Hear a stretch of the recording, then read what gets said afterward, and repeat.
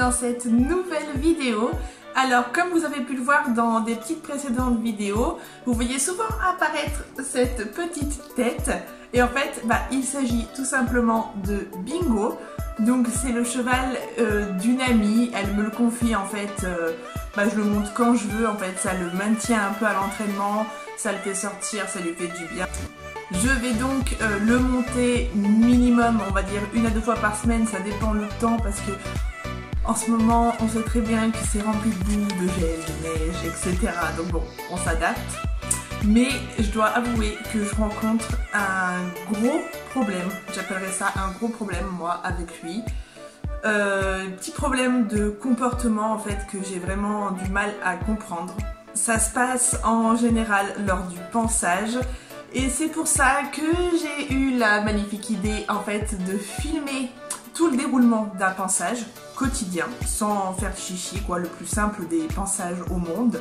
Coup de brosse, coup de cure-pied, enfin on fait les crins, voilà.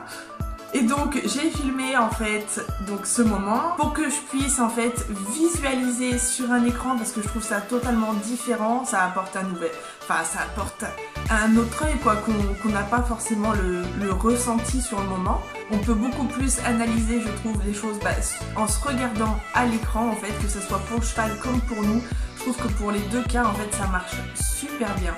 Deuxièmement, pour vous montrer que c'est pas toujours tout rose, le monde équestre, enfin tous ceux qui côtoient les chevaux en tout cas doivent le savoir, c'est pas toujours facile, il y a beaucoup de remises en question, il y a beaucoup d'erreurs, il y a beaucoup d'incompréhension, enfin c'est pas parfait, voilà. Et troisièmement, le fait de partager avec vous cette vidéo va peut-être faire que des personnes plus compétentes que moi vont la visualiser et me donner un autre œil en fait, un autre avis sur la situation. Ça peut être hyper intéressant. Moi durant l'analyse en fait j'ai détecté plein de petites choses mais je peux pas non plus tout voir. Faut être honnête un peu avec soi-même et on n'est pas la science infuse en fait. Moi surtout que je n'ai aucun niveau, je veux dire en éthologie, en comportement équin, enfin voilà, donc j'analyse comme je peux et de le partager avec vous, je trouve que ça peut être hyper enrichissant. Donc voilà. Au passage, je tenais quand même à remercier Mathilde de la chaîne Animaiki. Elle a sorti une vidéo hyper instructive dernièrement. C'est une vidéo en fait où elle a un petit souci avec ses deux poneys, Ladakh et Chanel, lors d'une séance en binôme. Et sa remise en question m'a beaucoup aidé à faire la mienne. Derrière, j'ai repris ma vidéo, je l'ai réanalysée encore une fois. Les analyses qu'elle a pu apporter en fait sur le comportement et les petits signaux que les chevaux peuvent nous envoyer, j'ai fait pareil et franchement oui, j'ai détecté vraiment pas mal de petites choses que j'aurais pas forcément détecté avant. Donc merci Mathilde, tu m'as beaucoup aidé pour analyser le comportement de Bingo et ça m'aide vraiment, tous tes conseils ça m'aide au quotidien. Donc merci beaucoup et si jamais tu regardes cette vidéo jusqu'à la fin et que tu détectes plein de petites erreurs de ma part que j'ai pas détectées, c'est avec un grand plaisir que je te laisse les mettre en commentaire. Je sais que tous tes conseils sont hyper constructifs, donc c'est avec un grand plaisir. Bref, cesse de bavardage, je vous montre tout de suite tous mes petits soucis lors du pansage avec Bingo. C'est parti. Donc je commence mon pansage tout en douceur. Je prends le temps de lui faire sentir les objets, donc là en l'occurrence ce sont les brosses, donc brosses douces et brosses dures. J'y vais vraiment en douceur parce que j'ai remarqué quand même que Bingo avait une certaine sensibilité aux brosses, donc j'y vais tout en douceur.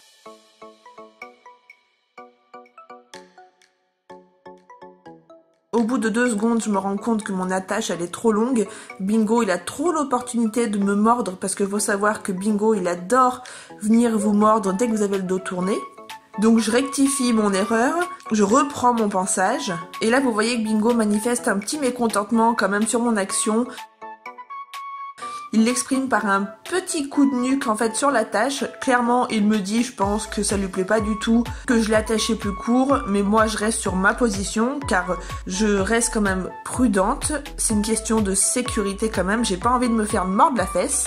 Je continue le pansage et là vous voyez un peu ce que je voulais vous montrer et ce que je voulais surtout analyser.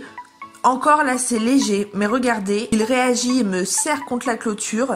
Je garde ma main en contact pour ma sécurité et sentir les tensions musculaires en fait, comme ça je peux réagir dès que j'en sens une. Et dès que je sens la pression retomber, en fait je lui demande tout simplement un petit déplacement de hanche pour contrôler ses pieds dû à une pression avec ma main. Vous le voyez qu'il réagit plutôt bien car il se pousse et cède à ma pression. Je continue donc mon pansage et passe de l'autre côté de Bingo et là vous allez voir que ça va drôlement se compliquer pour moi. Le passage que l'on va voir, je l'ai regardé énormément de fois, je peux pas vous dire combien de fois mais énormément, sincèrement, pour chercher tous les petits signaux en fait qu'il aurait pu m'envoyer et pour chercher toutes mes erreurs parce que c'est pas la première fois que ça m'arrive ce genre de situation.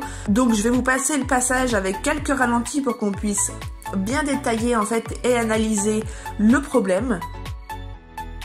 Je commence donc tout doucement par lui brosser la crinière. Vous voyez qu'il recule légèrement. Et d'un coup, il tire sur son attache et casse. Vous savez, j'avais mis une petite cordelette bleue de botte de foin par sécurité. Comme ça, c'est la corde en fait qui casse et pas le piqué. Il m'arrache pas le piqué au passage.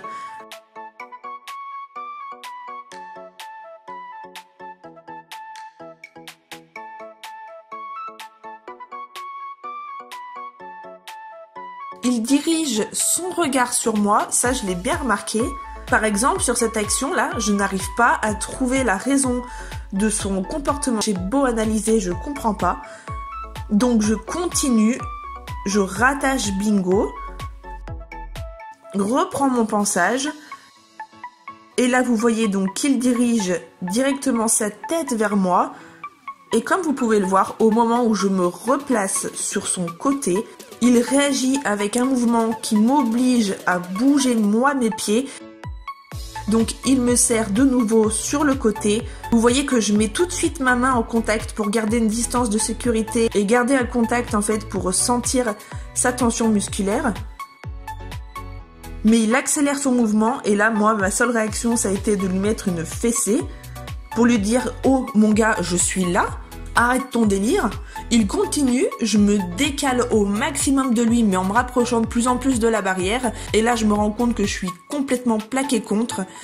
Je n'ai plus aucun contrôle des pieds ni de quoi que ce soit d'ailleurs. En un quart de seconde, il a réussi à s'enrouler autour de moi en rapprochant de plus en plus ses postérieurs et à ce moment-là, je me suis dit mais dégage-toi au plus vite d'ici parce que ça peut vraiment très mal terminer cette histoire. S'il décide à ce moment-là de me latter, je vous explique même pas le dégât. Donc je saute le plus loin possible et vous voyez que je fais un sacré saut. Mais en regardant ces images, je me suis bien rendu compte aussi que je ne m'étais pas assez mis en sécurité. Je me suis pas assez éloignée de lui. Il aurait très bien pu me remettre un coup de latte et il aurait pu largement m'atteindre. Donc faut vraiment que je pense à être encore plus vigilante et que je sois à fond sur la sécurité. Et concernant Bingo, je sais pas trop quoi en penser, à part qu'il m'a envoyé plusieurs signaux pendant le pansage, c'est-à-dire tirer au renard, les morsures, le premier serrage du début, que je n'ai peut-être pas assez considéré, mais je ne comprends pas la cause, qu'est-ce qui peut faire que ça le met dans un état pareil, un simple pansage.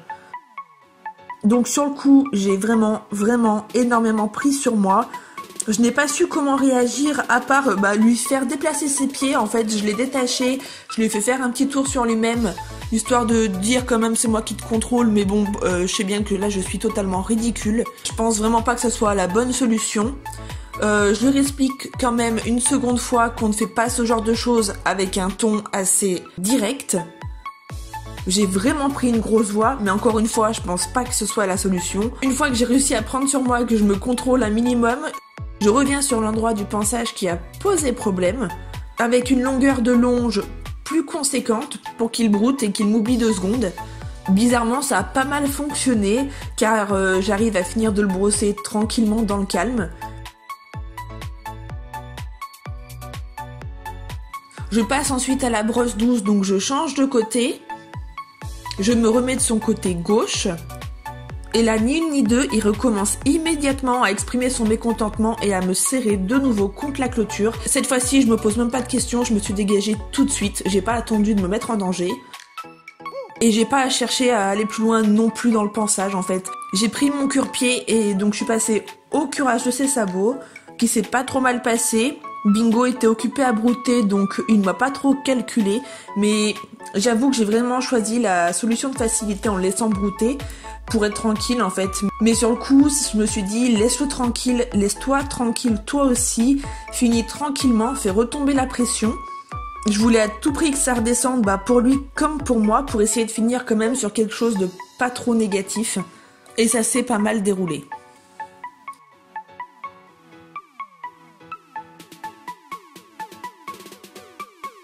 Voilà, et maintenant vous savez toute la vérité, vous savez que les pansages avec Bingo c'est la grosse galère à chaque fois, j'arrive pas à régler le problème.